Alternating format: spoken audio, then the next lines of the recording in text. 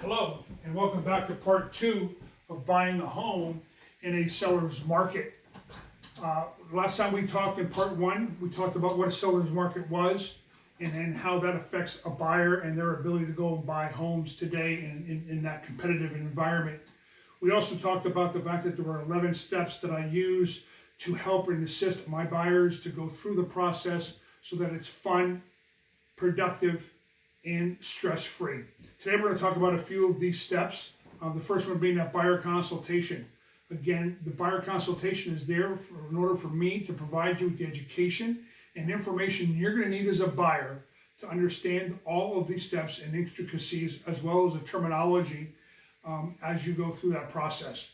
It'll take about an hour to an hour and a half, and we will talk about everything that you need to know in order to be a successful buyer in a seller's market. We also talked a little bit about a pre-approval. The pre-approval is the process where you go to a bank and you get pre-approved for a mortgage amount. This is not the amount that you're going to be able to buy a house for or the sales price. This is the mortgage amount. Please, I'm going to give you a caution. Do not go to websites and begin to fill out information to become pre-approved without you knowing who that information is going to. There are fake sites out there that use real companies' logos and names, and then you end up having identity theft. I have lenders which I will provide to you a list of those that you can use that are right here in Berks County, and you can still have access to all the programs and lending plans that are available nationwide, even though they're here in Berks County, and the app that they use goes directly to them. You can get pre-approved in 24 to 48 hours, and you're working with a local individual that you can actually see, talk to, and meet within my office or theirs. Once you're pre-approved, that's just a mortgage amount. We now got to establish your budget.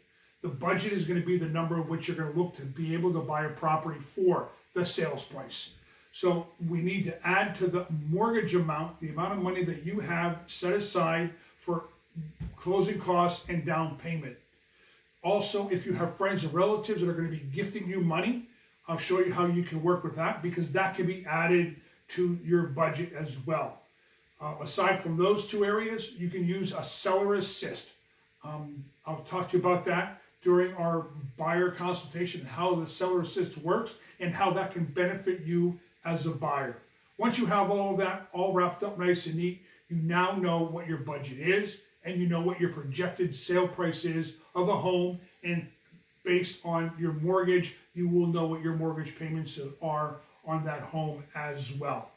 So I'd like to thank you for visiting me here on part 2 of buying a home in a seller's market. There'll be more to come.